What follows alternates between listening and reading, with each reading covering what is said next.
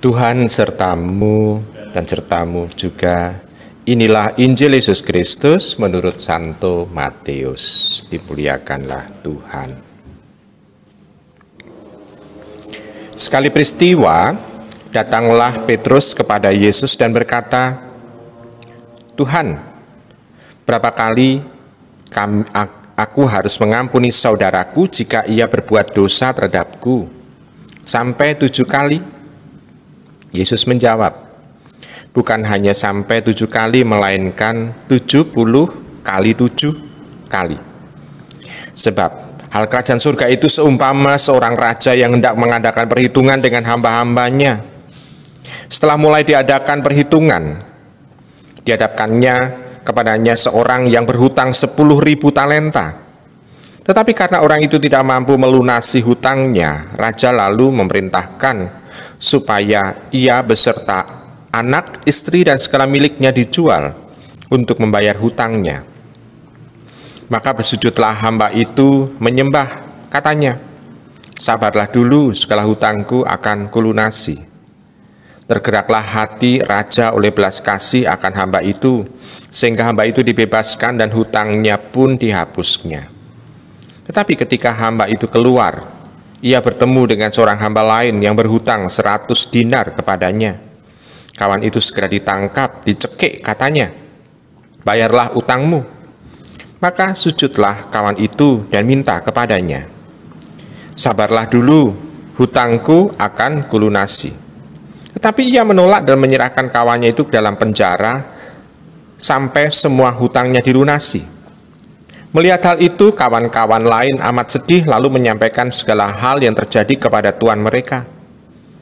Kemudian raja memerintahkan memanggil orang itu dan berkata kepadanya, 'Hai hamba yang jahat, seluruh hutangmu telah kuhapuskan karena engkau memohonnya.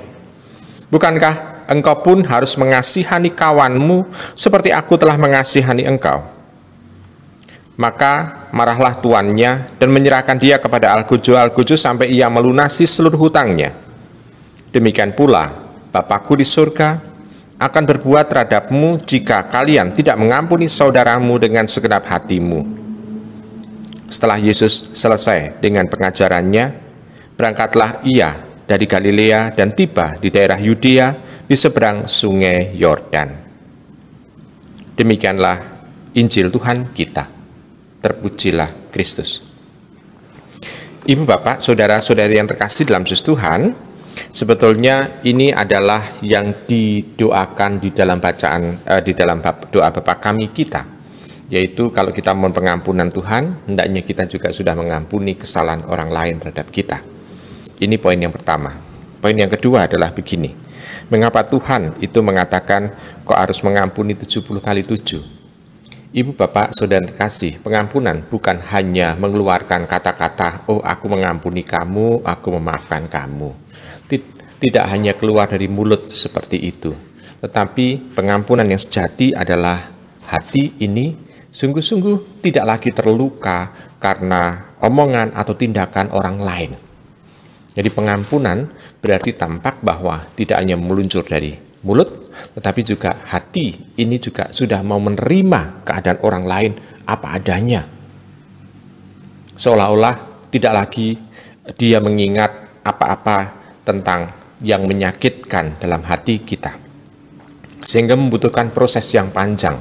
Tidak hanya 7 kali, tapi 70 kali 7 kali.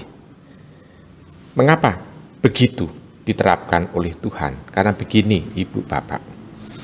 Pernahkah kita malam hari kita itu mengenang orang yang telah melukai hati kita?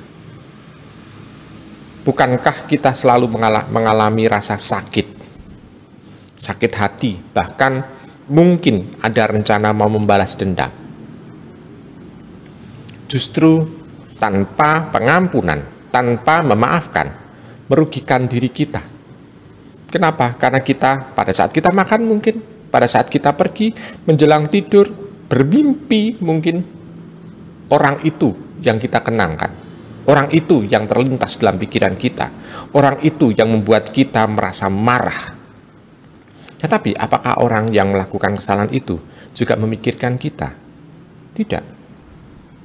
Berarti kita rugi kalau kita tidak memaafkan orang tersebut. Artinya, segala macam fokus yang harus kita gunakan untuk melakukan kebaikan-kebaikan yang lain menjadi tidak bisa kita lakukan. Karena pikiran kita, hati kita hanya menuju kepada orang yang ingin kita balas itu. Ibu, bapak, saudara yang terkasih dalam Yesus Tuhan, maka dalam kehidupan beriman pun diharapkan juga seperti itu. Kalau kita sudah fokus kepada Allah, kita tidak ingat dengan yang lain. Jadi fokus kepada Allah, jangan sampai dihilangkan dengan yang lain-lain. Maka kalau kita mengingat orang lain yang menyakiti hati kita, kita mau menghadap Tuhan, kita memikirkan orang itu dan lupa akan Allah. Maka dalam pengampunan hendaknya bisa sampai ke dalam hati kita.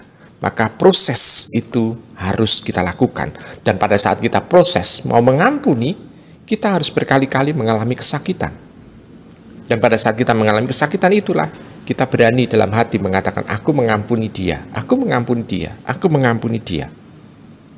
Jadi dalam proses mengampuni, kita harus bisa berani untuk merasakan sakit. Ibu, bapak, saudara yang terkasih dalam Yesus Tuhan. Maka Tuhan pun itu juga tidak meremehkan kesakitan kita. Maka Tuhan mengatakan, kalau kita mau mengampuni orang, jumlahnya 70 kali 7 kali. Kesakitan-kesakitan yang akan ada dan kita alami itu harus kita lakukan. Dengan seperti itu, maka kita akan bisa mengampuni dengan tuntas. Dan kalau kita sudah bisa mengampuni dengan tuntas, kita layak untuk mohon ampun di hadapan Tuhan. Maka sangat keliru sekali kalau kita justru menyiksa orang lain dengan dalih saya membela Allah. Dan kita mohon pengampunan dari Tuhan. Sangat keliru. Maka kita tidak akan bisa mengatakan bahwa saya membela Allah lalu melakukan kekerasan terhadap orang lain lalu kita bisa diampuni oleh Allah. Tidak. Allah bukan maha penuh kekerasan, bukan, tapi Allah maha kasih, Allah maha lembut, dan Allah yang sungguh-sungguh mau merengkuh semua ciptaannya. Maka marilah kita hening sejenak.